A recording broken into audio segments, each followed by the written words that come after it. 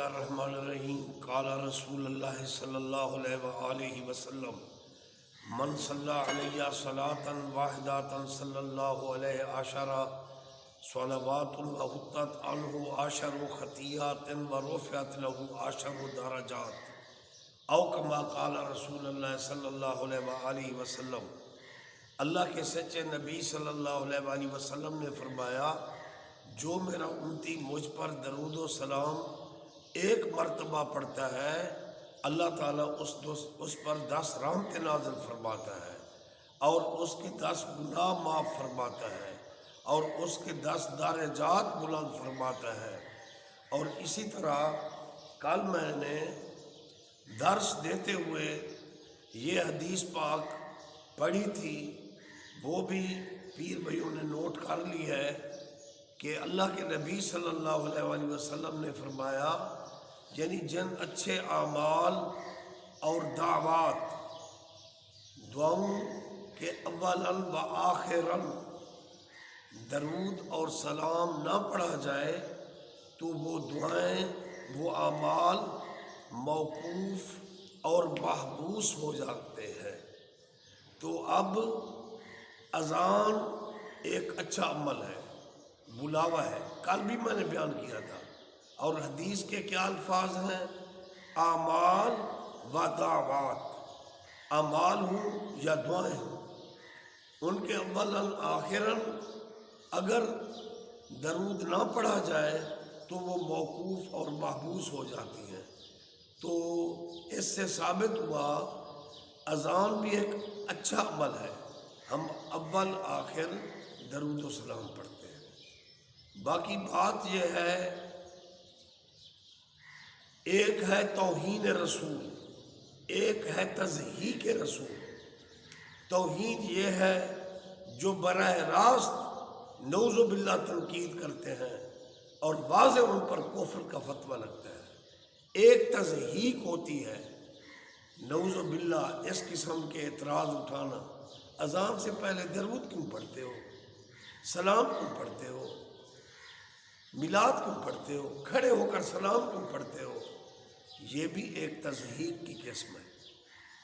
یہ ہے دل کا معاملہ، ایمان کی بات ہے۔ اللہ نے ایمانداروں کو درود و سلام پڑھنے کا حکم دیا۔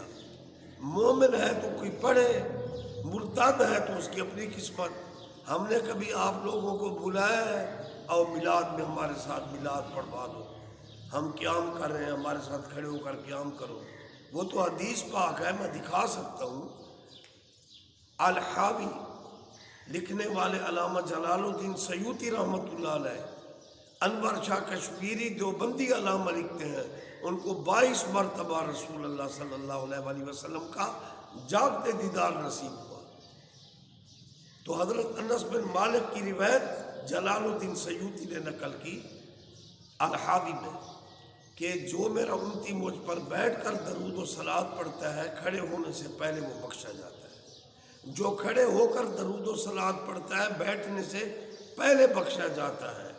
اور دیکھو نا، یہ حدیث کی تائید قرآن میں ہے، الذین یذکرون اللہ قیاما وقعودا وعلی جنوبہم، میرے بندے کھڑے ہو کر میرا ذکر کرتے ہیں، بیٹھ کر میرا ذکر کرتے ہیں، لیٹ کر میرا ذکر کرتے ہیں، تاکہ اٹھنے بیٹھنے پر بے عشق ملا روکھا مولوی فتوے نہ لگائے۔ تو اس لیے حضور نے فرمایا، جو مجھ پر بیٹھ کر درود و سلام پڑھتا ہے قیام سے پہلے بخشا جاتا ہے، جو قیام کھڑے ہو کر درود و صلوات پڑھتا ہے بیٹھنے سے پہلے بخشا جاتا ہے۔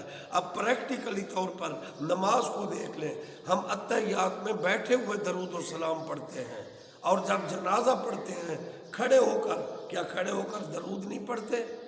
اللہم صلی علی محمد وعلی آل محمد کما صلیت علی ابراہیم وعلی آل ابراہیم انک حمید مجید، کما صلیت وسلمت وبارکت ورحمت وترحمت علی ابراہیم وعلی آل ابراہیم انک حمید مجید۔